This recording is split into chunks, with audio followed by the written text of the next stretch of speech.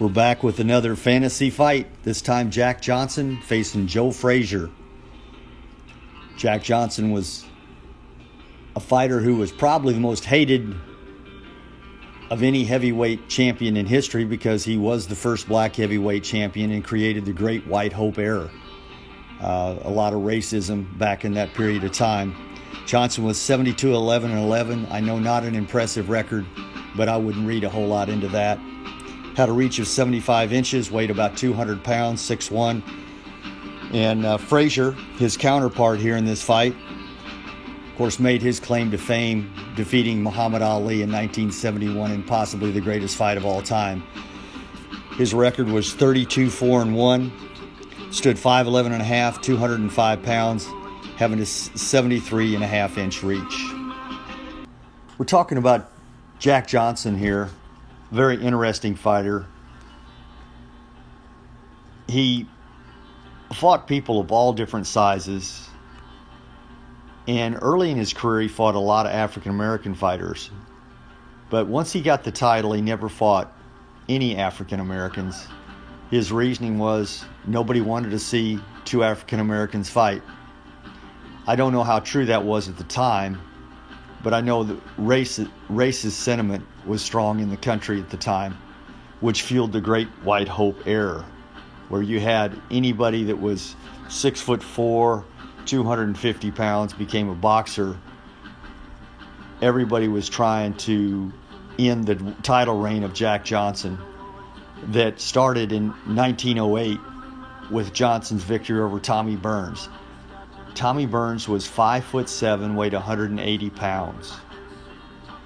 In some of these clips, Jack Johnson looks gigantic. He was only 6'1", 200 pounds, but he fought a lot of small fighters, which were the best fighters in the world at that day. Tommy Burns was the heavyweight champion of the world at 5'7".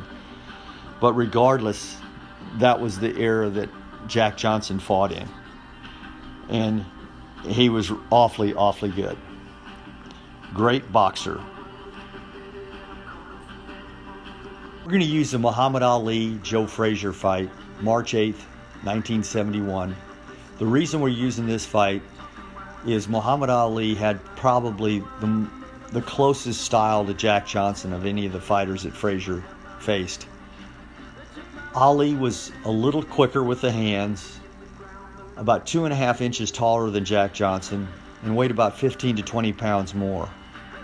But you can see Frazier just did not back down. He weighed 205 for this fight. Bobbing and weaving, tenacious body punches, one of the best the division's ever seen. And his left hook was second to none. And he landed it numerous times during this fight. Matter of fact, the left hook is what won him the fight. Another thing you need to keep in mind when looking at Joe Frazier, he only lost to two fighters in that long career that spanned 1965 all the way up until 1976. The two fighters were Muhammad Ali and George Foreman. Two of the, without question, top 10 fighters that ever entered the ring. And the George Foreman fights really discredited Frazier because Frazier only lasted 2 rounds in the first fight and 5 rounds in the second fight against Big George. The second fight we're going to watch for Joe Frazier is going to be the Jimmy Ellis fight.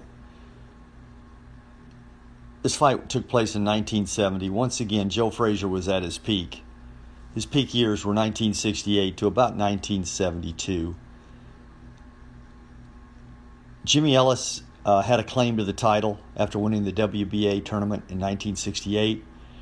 I remember waiting as a kid forever for that fight to take place in 1970. It finally took place, and it was just a total mismatch. 5 rounds is all it lasted. Joe Frazier knocked out Jimmy Ellis, and you can see the brutality of Frazier. He just was relentless, never stopping. It's always fun to look at the comparison chart comparing Jack Johnson and Joe Frazier. The hand speed, really no advantage there. Boxing ability definitely goes to Jack Johnson. Knockout power goes to Frazier. Chin, both of them had pretty good chins. Size, Frazier was about 205, and Johnson was about 190 to 200 in his prime. Defense, Johnson has a big advantage there. You have to remember that Frazier's defense was actually his offense. Endurance, Frazier was one of the best conditioned fighters that ever lived, and that's one of the things that he made his living on. Adaptability, you've got to go with Johnson on that. Foot speed, Johnson has the quicker feet. Strength, really no advantage. Both of them were very strong. Jab, Johnson has a superior jab, although it's not a Muhammad Ali type jab. It was very good jab. Frazier actually, I don't recall him jabbing at all. Cuts, both of them were pretty resilient against cuts. Body punches, this may be the difference. Frazier was one of the best body punchers that ever walked into the ring. Matter of fact, he may be number one of all time. Before I render my decision, I'd like to thank you for watching, and hopefully you'll hit that subscribe button and the like button. The Jack Johnson-Joe Frazier fight, I had Jack Johnson winning the comparison chart, and this is one of the few times that I'm going to go against that comparison chart. I see Joe Frazier really being too strong for Jack Johnson with his constant pressure, and I see him winning a late round knockout or a 12-round decision. I see the fight going much like the Ali-Frazier fights, although Jack Johnson was not as fast, quick, or big as Muhammad Ali. He did not possess the jab that Ali did, although he did have a good jab. I see Frazier winning, and I see him dominating the late rounds.